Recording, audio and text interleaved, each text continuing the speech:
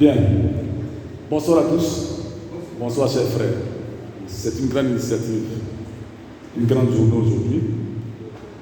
Depuis 7 ans, je travaille sur un sujet, j'allais dire, très passionnant, parce que ça m'a surpris en quelque sorte. Pour quelqu'un qui a fait des études supérieures d'université, quelqu'un qui est inventeur, qui a des brevets d'invention, et qui se trouve aujourd'hui en train d'écrire sur la spiritualité de ses ancêtres. J'aurais pu être aujourd'hui, comme mes amis, dans les tours administratifs, en train d'être directeur au trésor, directeur aux impôts, ou peut-être comme mes amis qui sont aussi des magistrats aujourd'hui, hors hiérarchie. Mais la vie nous réserve toujours de belles surprises. Et je pense que, pour moi, c'est un message, c'est un devoir et c'est aussi une mission. Parce qu'en Afrique, nos parents nous ont toujours guidés d'une certaine manière, en ce sens que quand un enfant naît, on dirait que cet enfant, il va faire ceci, il va faire cela. J'ai eu donc pour mère une femme dont je suis le seul fils, qui m'a toujours dit on me dit que tu vas être un homme de Dieu. En fait, c'est l'expression qu'elle utilise. Que tu vas être un homme comme ça. Je dis, mais tu ne comprends pas. Elle dit, c'est ce qu'on lui dit. Et chemin faisant, effectivement, moi je vais à l'école comme tout le monde et je fais des études bien nourries, avec des travaux inimaginables, parce qu'en tant qu'inventeur d'une discipline sportive et d'autres jeux, je suis quelqu'un qui est très connu sur le plan international de ce que je fais. Ce que je fais comme invention. Mais voilà, quelque part on dit non, ce n'est pas le chemin, que le vrai chemin, c'est le chemin de la révélation, le chemin de la vérité. La vérité sur quoi? Sur nos origines. Alors, ce soir, notre conférence a pour thème l'égoïsme, organisation et mission. 3 axes sur lesquels nous allons exposer. D'abord, qu'est-ce que c'est que l'égoïsme? Ses origines ancestrales. Qui sont les Magos? C'est quoi le peuple de YHVH, c'est-à-dire Yahvé? En grand 2, quelle est notre organisation sociétale? Comment le peuple est organisé du point de vue spirituel? Troisièmement, quelles sont les missions qui nous sont assignées? Donc, c'est dans ces 3 mouvements que je vais développer les idées et vous donner vraiment l'occasion de poser des questions pour élargir davantage le champ de compréhension. Comprenez que dans le mot ougoïsme, il y a Ougo. Dans la tradition des BT, quand on dit Ougo, le BT ancien va te toucher l'os frontal. L'os, on a dit le chakra coronal, c'est-à-dire l'esprit, c'est là. Donc, dans le mot Ougo, il y a 2 mots. Il y a Ou et puis il y a Go. Le Ou, c'est l'Esprit Saint. C'est la connexion spirituelle. Et le Go, c'est la connaissance. C'est la sagesse, c'est la science. Le BT dirait à son enfant qui pleure, Go. Ça veut dire élève ta conscience. Et l'enfant va dire Vous voyez? C'est comme si on a un schéma du yin et du yang. Go ou go. Vous voyez? Donc une telle connaissance, elle est ancienne, elle est vieille. Elle est dans les mains de ceux que j'appelle les juifs bétés. On me dit, mais pourquoi tu dis juifs bétés? Il dit, mais depuis la nuit des temps, nos mamans nous ont dit, bet you are green. Bet you green.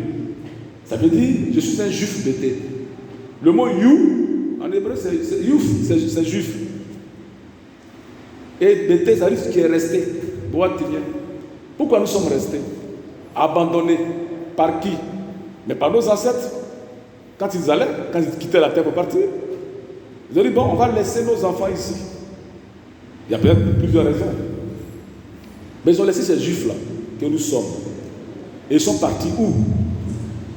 Ils sont partis à 2 endroits que nous connaissons. Il y a un endroit qu'on appelle Zido-Bablé. Ça, tout le monde le chante. Pas de va venir chanter ça ce soir même. Il a un concert. Il a un concert, pardon, ce soir. Il va dire Zido-Bablé. Ça dit Zido-Bablé. Ça dit il y a une ville sur la planète supérieure. Zido. Donc c'est la planète. Donc il y a une grande ville sur la planète supérieure. Ah bon?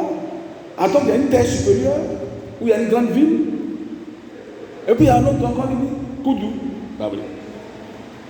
On dit Koudou, mais les bétons ont oublié, ce n'est pas Koudou, c'est Koudou Bablé. C'est-à-dire, dans le sol, là, où vont les morts, là, il y a une autre ville là-bas. Donc une cité secrète. Donc ce peuple-là sait qu'il y a deux réalités qui se présentent à lui dans l'existence, dans sa vie. Soit il va à Koudou Bablé, soit il va à Zidou Bablé. C'est pour ça que nous chantons. Les artistes sont des gardiens du temple. Nous le chantons. Quand il a un dessin, on dit Koudou. Là, on dit Koudou. Koudou Bablé. Zidou Bablé. Oui, c'est intéressant de savoir ça. Ça veut dire que si on avait l'écriture, on avait la Bible, notre Bible bien écrite, hein, où on n'allait même pas, il n'y a pas à faire de Satan dedans, je ne parle pas d'enfer. Hein, ouais. Parce que c'est extraordinaire. Ce peuple est extraordinaire. Prends 7 ans, je suis le seul à être heureux comme ça. Vous comprenez, mais si vous étiez bêté comme moi, s'il y en a, vous allez voir. Mais comment tu vis ça? Je suis dégagé comme c'est pas grave. Je marche comme si je suis dans le vent. On dit, Pando va chanter Guilla la Gota. Les bêtés, ça passe inaperçu. Guilla la Gota. Guilla la Gota.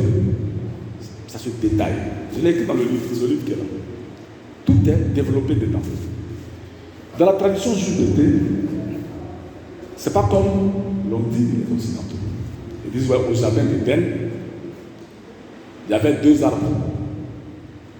Il y a l'arbre qui produit le fruit de la connaissance du bien et du mal, et il y a un autre arbre qui produit un autre fruit, mais lui c'est le fruit de la connaissance de la vie éternelle.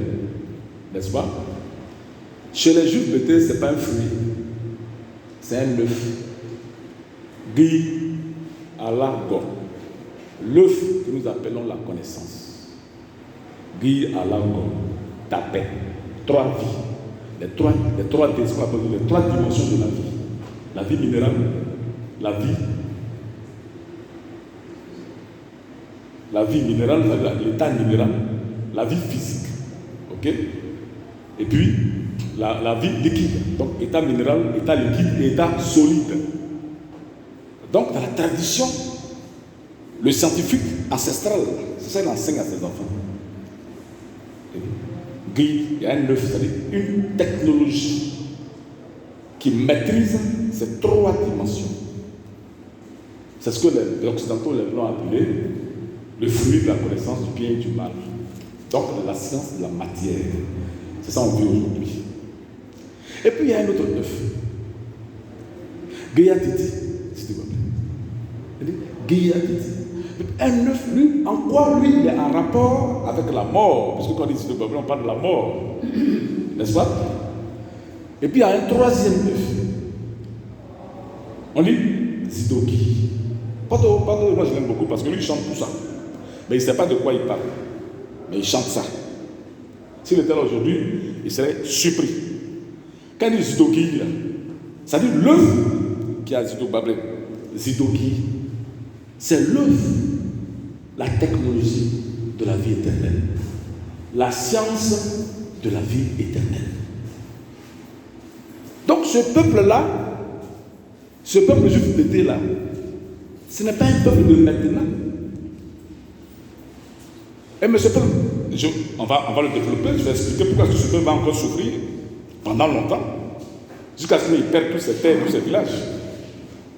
Parce que nous avons une ascendance qui ne nous comprend pas. Tu ne comprends pas ce peuple. Ce peuple aujourd'hui s'est éparpillé dans tous les autres peuples. Parce que être juif aujourd'hui, ce n'est pas la langue forcément, mais c'est des qualités humaines. Être gentil, aimer la vérité et être conscient. Voilà les 3 qualités qui nous définissent, qui font quelqu'un injuste. Nos ancêtres, qui sont-ils? Les Mabou. Chez nous, on dit Mabou. Quand on dit Mabou, c'est-à-dire que tu es un ancien homme. On dit Magoué. Je demande aux gens, est-ce que vous avez trouvé une tombe d'un Magoué? Il n'y a pas de tombe. On va fouiller dans tout le pays, peut-être tu ne trouveras pas une tombe. Ça, c'était pour un Magoué. Parce qu'eux-mêmes, ils se demandent qui ils sont. Dans le livre que Gbagbo a écrit sur les traces des BT, je l'ai exploité beaucoup ce livre-là. C'est vraiment le livre que j'ai beaucoup exploité parce qu'il y avait une légende dedans qui m'a beaucoup servi. Les gens n'arrivaient pas à faire la différence entre les Magoué et les BT. Dans le livre, ils ne comprennent pas. Je dis les Magoué là, ce sont nos ancêtres. C'est des immortels. Ça fait plus de 12 000 ans qu'ils existent, ils ne meurent pas. Un de mes doyens disait qu'à Téri, le village de Téri là, qu'à l'époque, il paraît qu'il y avait une famille, eux ils ne mouraient pas.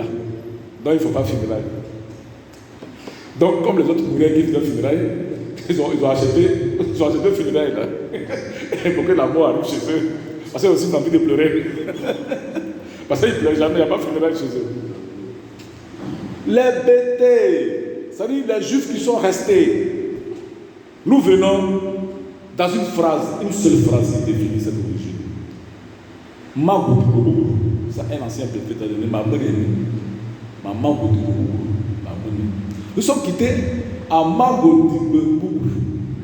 Mais cette phrase, quand je ne sais pas, mais je l'ai entendue cette phrase, j'étais très enfant. Je devais avoir 6 ans ou 7 ans. Quand j'ai cette phrase, nos papas, les grands-oncles, quand ils en parlent, et c'est resté jusqu'à ce que dans mes découvertes, je découvre cela. Alors je demande au bêté, mais quand vous êtes au village, vous dites je vais en ville. Vous dites quoi? Ils disent on est Bougrou. Bougrou. Quand on est Bougrou, on est Bougrou. Ouais, non, tu sais que évidemment. Non, tu sais qu'il y a eu tellement longtemps que ça s'est perdu pour beaucoup de souvenirs. Oui, il y a Bougrou. Bougrou, la traduction exacte, c'est continent mou. C'est tout. Bougrou, continent mou. La Lemurie. Ce continent-là, c'est le continent originel. Il n'y a aucune trace de ça dans la Bible. Les Blancs enlevés.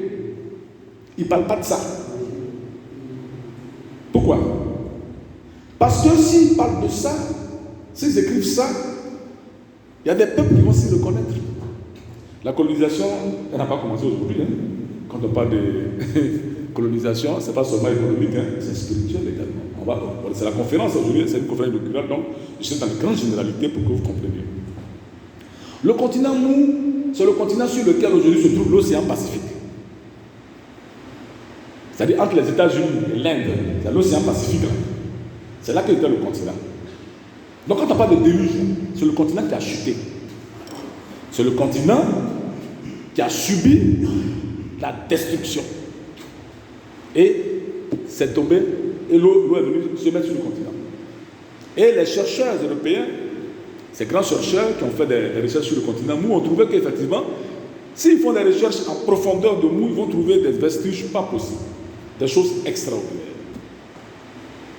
Et c'est de là viennent les ancêtres des BT, qui sont les Magoué, les Magou. Leur terre, c'est Magou. C'est-à-dire que la métropole du continent mou, c'est là-bas qu'ils vivaient. Donc, les BT, c'est pas une ethnie. Voilà, c'est pas une ethnie. Nous, là, dans le grand groupe BT, là, nous qu'on appelle BT, là, on s'appelle les Taïwa. Nous sommes les Taïwa, c'est-à-dire les frères. Dans tous les villages BT, familles,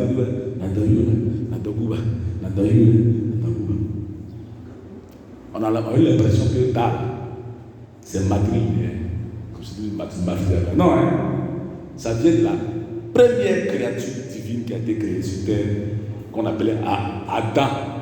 C'est pas Adam, c'est Adam, notre mère. Nous sommes les enfants de cette femme-là.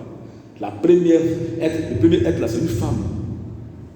L'être féminin. On n'a pas besoin de réfléchir, parce que l'Occident a toujours trafiqué la connaissance. Montrer que c'est la femme qui est la première créature, c'est comme si on donnait la souveraineté à la femme, mais c'est normal. La vie même, elle est féminine. Adam, Hawa, notre mère que nous aimons. C'est le projet Adam 1. On dit oui, on a créé l'homme, on a pris sa cote pour créer la femme. Biologiquement, c'est faux. Sur le plan génétique, c'est faux. Parce que quand on prend les gamètes reproductives de l'homme, on a appris, base génétique scientifique, XX, ça donne femme. XY, ça donne homme. Donc quand on regarde XX et XY, quel est le côté où il y a une barre du Y a disparu, du X a disparu. Donc c'est le XX qui perd une barre pour donner XY. Sa barre, sud-est, sud-ouest. Le Y, c'est comme ça. Donc il y a une barre, la barre sud-est, qui est coupée. Donc on aurait pu dire, c'est la côte de la femme qu'on a enlevée, qu'on a pris pour faire l'homme. Mais comme le monde est phallocratique, misogyne, il faut écraser la femme, mais la femme c'est la divinité. C'est pour ça qu'elle est posable. Donc c'est pour dire que la création a connu 2 étapes. Le projet Adam 1, qui a constitué pour les créateurs originaux, à savoir celui qu'on appelait Yahvé, on va revenir là-dessus, Yahvé, Elohim et son équipe, créateur, venu inséminer les planètes telles que la Terre, ont toujours commencé par l'être féminin. Et mes recherches en matière de tradition africaine, avec les baïs, les coups du jadot, m'ont démontré qu'effectivement, le premier être, c'est une femme. Et l'homme n'est qu'un clone de la femme, c'est-à-dire ce sont des inséminations artificielles qui ont permis la naissance des hommes masculins. Et donc on modifie le gène, on fait un homme, on insémine la femme, et puis à la bouche, son garçon. Mais pour comprendre ça, puisque l'humanité avait perdu cette connaissance du départ, on nous apprend encore que, oui, on prend Marie, le Saint-Esprit vient prendre Marie, l'ange Gabriel, il prend Marie, il parle, et puis bon, Marie va donner un enfant sans qu'il n'y ait de relation sexuelle. Bon, en fait, c'est pour expliquer la création. On dit, bon, comme vous ne comprenez pas, on va montrer que pour que Jésus naisse, il a fallu d'abord une femme. Donc, la première créature qu'il fallait, pour que Jésus arrive là, il faut que ce soit une femme. Donc, on vous reprend ça pour dire, bon, vous comprenez maintenant que c'est femme qui donne garçon. Donc, on n'a pas pris compte de Marie pour créer Jésus. Elle a accouché Jésus. Point. C'est des détails, on peut aller plus en détail, mais je donne l'essentiel. Donc, après la création de la femme, va être créée maintenant les races. Donc, il y aura 7 catégories de races. 7 couleurs de races. 1, la race noire, qui est la première race. Ensuite, maintenant je prends pêle-mêle, jaune, vert, rouge, violacé, bleu, nuit. Et enfin, blanc. La race blanche est la dernière race à être créée. Mais on ne l'a pas créée le même jour.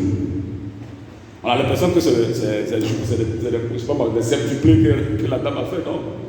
C'est par période. Mais il s'est trouvé que le chef de projet de la création de la vie sur Terre,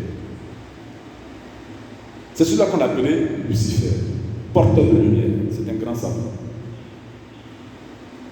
Il a eu pour mission de faire cette expérience-là sous le contrôle du Père Céleste, de l'équipe de ces grands scientifiques qui sont vraiment dans l'univers, dans des dimensions qui nous échappent pour l'instant. Mais on lui a interdit que dans ce que tu vas faire là, évite de créer un être qui n'a pas de mélanine. La mélanine, c'est la substance qui fait que nous sommes noirs. C'est ce qu'on appelle la mélanine. Parce que quand un homme a la mélanine, il devient doux, il devient humain. Il résiste à beaucoup de maladies. Il aime son prochain. Donc, évite de créer un homme qui n'a pas de mélanine. Et l'expérience est venue, et au dernier moment, Lucifer décide, de par lui-même, avec son équipe, de faire l'expérience de l'interdit. C'est-à-dire créer un blanc, tout blanc. Les premiers blancs étaient tout blancs, blancs comme ces chaises-là. Tout blanc. Voici, mes frères, chers frères, sœurs, il n'y a pas de femmes, mes chers frères, chers sœurs, comment on va me suivre sur Internet, l'origine du péché originel. Je le dis. Le péché originel, c'est qu'un interdit a été transgressé, et l'interdit, c'était la création d'un être humain qui n'a pas de mélanine, donc d'un blanc. Voilà le péché originel. À partir de cet instant, les problèmes de l'humanité vont se mettre en place. Lucifer, ce chef de projet scientifique, sera puni par ses pairs. On dit que Lucifer a chuté, il a été banni. Oui, mais c'est un grand projet scientifique. On ne joue pas avec le cosmos. Ce n'est pas au niveau des simples humains à comprendre les enjeux d'une telle expérience. Aujourd'hui, nous le vivons. Nous le vivons. Nous en souffrons. Parce que cette race est violente. La violence sur terre, c'est elle, jusqu'à aujourd'hui. Elle est violente. Elle tue. Tout est arme, tout est la violence. Parce que Lucifer leur a transmis en son temps ce dont lui souffrait. Le désir de la domination. C'est une maladie des esprits, des grands esprits. C'est le désir de la domination. C'est une maladie chez eux. Vouloir être grand, vouloir dominer ton ami. C'est une maladie. Il faut qu'on enseigne ça aux humains. Et quand tu veux commander et dominer ton ami, c'est que tu es malade. C'est une maladie. Alors, le chef de la création, celui que certains appellent Yahvé, l'autre Allah, le très haut, décide alors, face au problème, de dissoudre, de détruire toute la création. Mais Lucifer, aimant tellement sa création, il va demander à son collègue Noé, un grand savant, sauve ma création, parce que moi, je vais quitter les lieux parce qu'on m'a banni. Je suis obligé de quitter la terre. Donc, sauve ma création. Et Noé, ce savant, va prendre cette race-là et la métisser avec la race noire. Donc, créer des métissages pour que naissent des métis. Des blancs qui vont avoir des cheveux noirs. Voilà. Comme ça, une dose de mélanine entre en eux. Ça leur permet d'être au moins à la limite humaine. On dit Noé a construit une arche dans laquelle il a entreposé tous les animaux, les espèces, etc. Mais ce n'est pas ça, ce n'est pas de ça qu'il s'agit. Ce que Noé a fait, c'est la construction d'un vaisseau spatial. D'un vaisseau spatial dans lequel il a sauvé cette création. Mais il s'est posé un grand problème. C'est que lorsque le Père Céleste a décidé de détruire la création, il y avait un enjeu sur terre. L'enjeu c'était quoi? Le secret de la vie éternelle. On dit ceci, il est écrit dans la Genèse publique que ce secret-là était gardé par les chérubins. C'est-à-dire que des robots biologiques armés d'armes atomiques pour ne pas que quelqu'un ait accès à ça. Il s'est ensuivi une bagarre, une grande guerre entre les créatures. Cette guerre-là, les juifs d'été appellent ça l'Ogoto. Aujourd'hui, là, je vais mettre tous les vieux au village là. Venez-moi l'Ogoto, il ne faut pas savoir tout ça. Mais ils ont ça dans le souvenir. L'Ogoto, c'est-à-dire la guerre nucléaire. Parce que l'homme, c'est l'énergie. L'homme, c'est l'énergie. To, c'est la guerre de l'énergie. Donc la guerre nucléaire entre les races qui maîtrisaient des technologies que nous n'avons pas encore atteintes sur Terre. C'est ce qui a créé des déserts un peu partout parce que les bombardements étaient incroyables. Mais il s'est trouvé que ce combat a été remporté par nos ancêtres de Mabo. Ils ont pris le secret de l'éternité et se sont enfuis de là où ils étaient, poursuivis par les Blancs. Alors, la Genèse va dire Caïn a tué Abel et Caïn a été chassé du jardin d'Éden. Vous voyez comment les Blancs ils nous mentent. Ils ne disent pas la vérité. Les Noirs ont récupéré le secret de la vie éternelle et ils ont quitté les lieux. Pourquoi? Parce qu'il y a un bombardement devait venir de là-haut. Il ne faut pas rester là. Donc, ils fuient et les Blancs les pourchassent. Nos ancêtres, là, les Magos, là, ils ont vécu en Inde. Nous sommes des Indiens d'origine. Les Bétés, là, nous sommes de souche indienne. On a fait l'Asie mineure. On appelle, c'est un autre nom, l'Anatolie. Ensuite, l'Asie centrale, la Russie, l'Afghanistan, pour arriver en Égypte. C'est de l'Égypte maintenant qui sont venus ici en Afrique occidentale pour déposer leur progéniture que nous sommes. Leurs petits enfants qu'ils adorent, les Taïwa. C'est-à-dire la sélection réussie. L'homme bon, gentil, qui aime l'autre, qui donne. Je mens. C'est comme ça que nous sommes. Voilà pourquoi nous souffrons. Parce qu'on est gentil, on est bon. C'est ce type d'homme qu'ils voulaient. Ils l'ont déposé ici. Ils ont surveillé là, leurs enfants. Jusqu'à ce que les mêmes blancs viennent encore pour la colonisation. Je dis à leurs enfants, ne vous alliez pas aux autres là. N'avez pas d'alliance avec les autres là. Ceux-là, laissez ça. Mais restez entre vous. Mais nous, on est gentils. On est gentils, on aime l'autre, donc on donne. point oui, point non. Moi, je prends mes bagages, je m'en vais, et on allait se mélanger à tous les autres. C'était pas mauvais aussi, hein, parce qu'on a transmis nos gènes. Le gène de la gentillesse. C'est un gène. C'est pas tout le monde qui a ça. Parce que quand tu es gentil, tu aimes la vérité. Et, ok, les blancs venant, ils ont disparu. Ils sont partis. Il y a beaucoup de contes, d'histoires qu'on raconte sur nous, des êtres qui n'ont pas de tombe. On dit les morts n'ont pas, il est venu fumer, il est parti. Ce sont les nos ancêtres. Ils sont où? Ils sont en bas ici. Dans les cités secrètes. Ça ne veut pas dire que tu vas prendre une pioche pour creuser et puis aller le trouver, non. Leur technologie leur permet de vivre dans une puce électronique. Vous comprenez? Qui est plus petit même qu'un globule rouge. Et puis cette puce-là est au fond de la Terre. Or, dans la puce, quand tu es dedans, tu es dans un espace-temps. C'est comme nos puces aujourd'hui, il y a tout dedans. Il y a les vidéos dedans, il y a les numéros dedans, il y a tout. Donc, dans nos puces, on met la vie dedans. Et nous, c'est nous-mêmes maintenant d'aller à notre conscience. Ils y sont. Ils en ont beaucoup de cités. Et il y a un groupe qui est parti, les plus forts sont partis où? Dans le noyau rouge du soleil. Ils sont allés se cacher là-bas parce qu'ils savent que la race blanche là, ils vont évoluer avec la technologie. Un jour, ils vont pouvoir les atteindre. Donc ils sont allés se cacher dans le noyau rouge du soleil. Alors on me dit, mais comment on peut vivre dans le soleil? Le soleil ça brûle. Je dis non.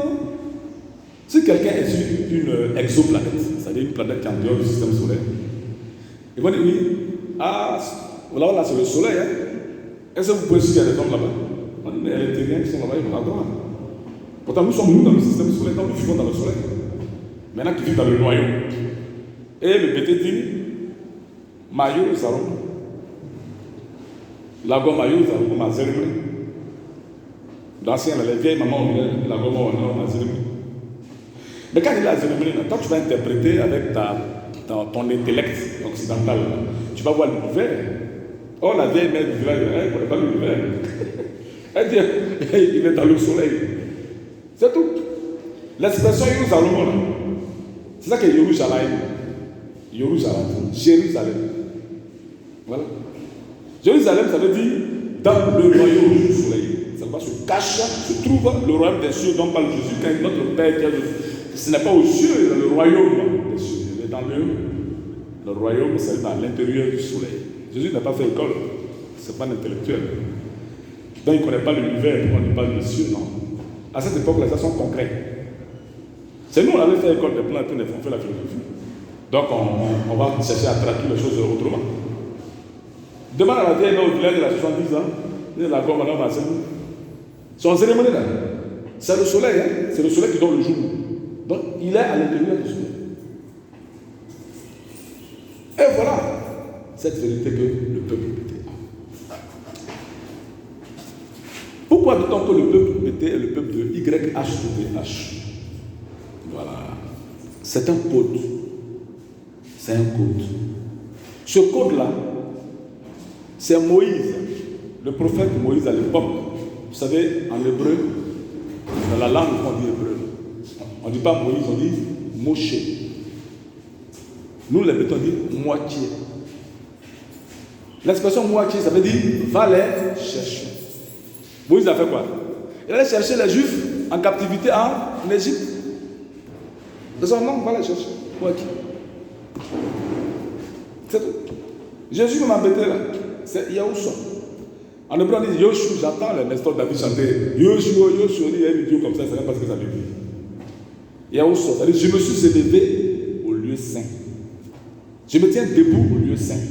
Ça veut dire Jésus est en train de dire à ses frères et à Yahushua, je me suis élevé, voici le chemin. Et on dit non. Il dit, donnez-lui votre vie, là vous serez sauvés. Non, c'est pas ce que Jésus a dit. Il dit, lui, il s'est sauvé. Il s'est sauvé en son nom. Au nom de qui? De son Père. C'est lui le grand patron du ciel. Non, Jésus a dit, ça c'est pour trahir les gens. Jésus dit, je suis sauvé au nom de mon Père. Donc vous serez sauvés en son nom. Et non, lui, son nom, Jésus. Non. Ça va, non, il dit, je me suis élevé. C'est un nom. Mais ce nom-là, c'est YHWH, c'est codé, c'est un code. La seule personne qui savait ça, c'est Moïse. Quand Moïse a trouvé l'Éternel sur le mont Sinaï, on dit un grand bruit s'est fait, il y a eu qu'on appelle du feu, voilà, du feu, du vent.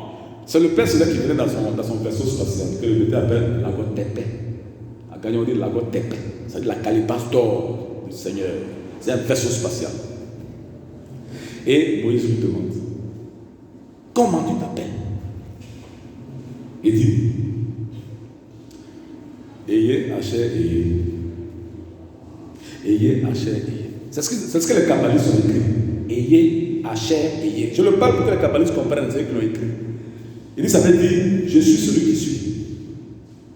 Il dit, ouais, ils ne comprennent pas le marabout. Le marabout, c'est la langue des Palais. Bédé, Tida, Sopia, nous tous là, quand on dit Ayo, là. On ne peut pas dire Ayo, il dit, je parle Bédé, je parle Tida, je parle Sopia. Oh, c'est le même Ayo, là. Non, c'est la langue de nos ancêtres. Maboubo. Maboubo. Ça ne veut pas dire je suis ici. Un yé, assez un yé. Voilà ce qu'il a dit. Voilà comment c'est dit en parlant. Tous les bébés comprennent ça, c'est ce qu'il a dit. Un yé, assez un yé. Je suis un yé. Assez comme vous. Je suis. Je le dis pour que les kabbalistes comprennent. Et c'est écrit dans mon livre, vous verrez ça dans le livre. Bientôt. Ce livre là va apparaître. Je suis comme vous, je suis. C'est ce qu'il dit à Moïse. Et Moïse lui dit, d'où viens-tu? Et il donne la phrase. Et Moïse ne comprend pas, il donne la phrase. Et les gens ne comprennent pas ce que ça veut dire. Mais il y a Y, il y a H, il y a W, il y a H. Les kabbalistes disent, Yod, He, Vav, He. Qu'est-ce que ça veut dire? Bien, Yod, He, Vav, He, ça veut dire quoi? Yod, c'est quoi? Donc, principe créateur masculin, principe créateur féminin. Bon, d'accord, c'est le principe qui régit l'univers, il n'y a pas de problème. Mais c'est pas ce que ça veut dire. Mais si dans cette salle de 100 personnes, j'avais ici uniquement les jeux pétés, et que je disais, on va prononcer le Y. On va faire le Y. On va dire, mais c'est quoi le Y? Il dit non, le Y, c'est la prière de miséricorde. C'est la prière de la compassion quand nous demandons au Père Céleste. Tout le monde va me regarder. Il dit, bon, on va commencer. La miséricorde, la compassion, c'est demander pardon. La grâce du Seigneur. Attends, le Seigneur. Embêté là, en magobo là. Attends, ça veut dire Seigneur. Attends là, Seigneur. Le chant de l'esprit. Attends, Yahweh. Atia, Yahweh. Va gagner. Atia. Il te salue comme ça. Yahweh. Seigneur Yahvé.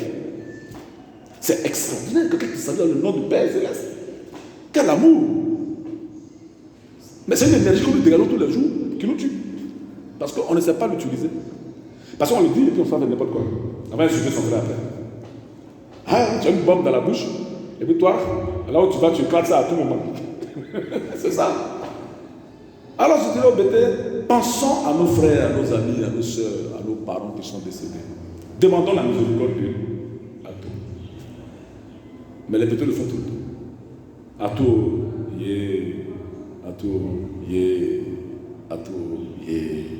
Seigneur, pardon, Seigneur, ta grâce, Seigneur, ta miséricorde. C'est ça. Donc, je suis en train de parler du judaïsme vrai. Les vrais Hébreux, c'est ça. Hein? Mais, le Y, c'est ça qui donne Yahvé et la prononciation de tétragramme qui donne Jéhovah. Maintenant, je suis un peu gêné parce que je l'ai bien voulu que j'ai un quorum ici pour qu'on fasse le tétragramme, pour que je donne toute la version. Parce que je suis le seul qui connaît la version. C'est vrai, c'est écrit dans le livre. Mais quand je traduis ça, ça veut dire Seigneur, notre Père, le miséricordieux, sauveur, venu du ciel. Est-ce qu'il dit? Oui, c'est sûr. Je suis le sauveur, miséricordieux, venu du ciel. Voilà ce qu'il dit à Moïse. YH, ce que ça veut dire en français. Y, miséricordieux. H, l'esprit, le lieu saint, le ciel s'ouvre, le lieu saint. W, exister.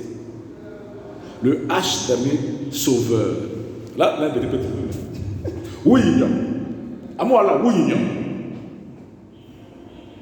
Vous voyez comment il y avait le Père Céleste, c'est extraordinaire. Et il dit, je suis le Seigneur miséricordieux qui vit au lieu saint et qui vient vous sauver. Il annonce à l'humanité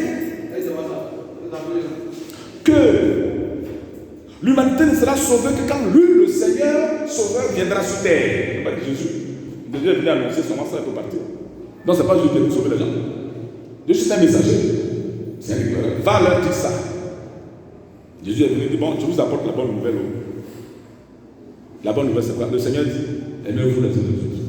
Aime ton prochain comme toi. Ça veut dire, si la Bible dit comment je vous dis aujourd'hui, soyez gentils les uns envers les autres. Voilà. Sois gentil envers toi-même, de la même façon que